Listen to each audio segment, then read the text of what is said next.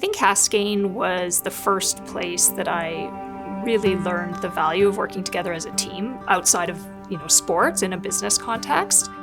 And really, it's people that, work together to solve really any business challenge. And so throughout my career, I've tried to just be, a great team member and team leader. The most impactful program I participated in at Haskayne was definitely the intercollegiate business competition team led by the infamous Dr. Bob Schultz. I had the opportunity to be a member of the strategy team where we took all of our academic learnings and got to apply them to solve real-world business problems. And I think that's one of the things that got me excited about a career in business. EMBA had a huge impact, not only giving me the confidence after. As an entrepreneur, you learn a lot through failure and trial and error. And sometimes you don't always know why something worked, but really going and getting that sort of technical background skills really helped me understand some of the processes and why things worked and why things didn't work, and allowed me to be a little bit more strategic as an entrepreneur, still having that sort of creative energy to be able to go through the trials and errors and lessons sort of through failure.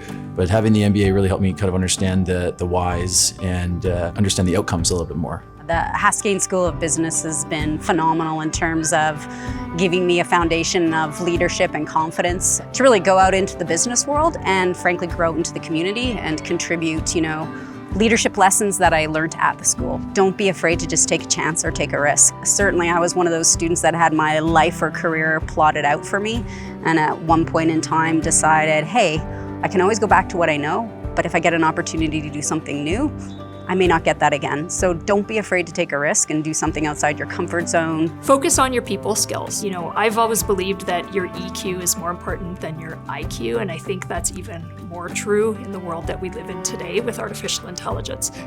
AI is already smarter and more efficient than the average human, which means the white-collar, entry-level jobs you thought you might get coming out of business school, a lot of them aren't going to exist. But what will continue to exist is the need for great leaders and communicators and storytellers and people that can help teams and companies navigate through change.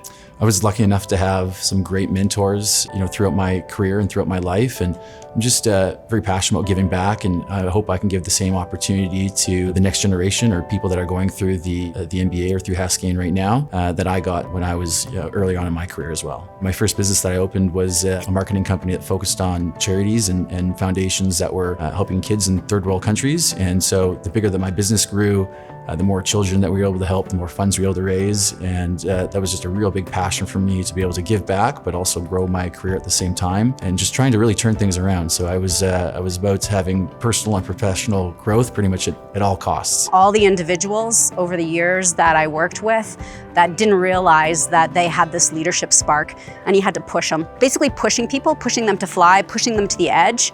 They don't believe they can fly, you push them and then they take off. So if I were to look at my career, it's not necessarily what I myself have accomplished, it's what all of those that worked for me and with me over the years that didn't believe in themselves. It's really what they've accomplished. As women, we tend to find reasons why not to do something instead of why to. And for years, I told myself I couldn't be a CEO because I couldn't public speak, or I wasn't a great product visionary like a lot of founder CEOs are.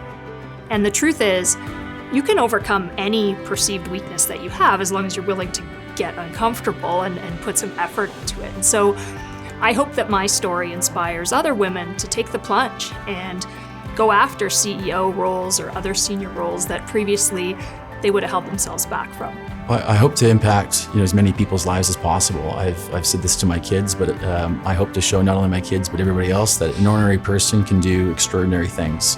And so I hope outside of business that I can inspire people that are maybe going through hard times or thinking about giving up, that there's light at the end of the tunnel and there's still hope.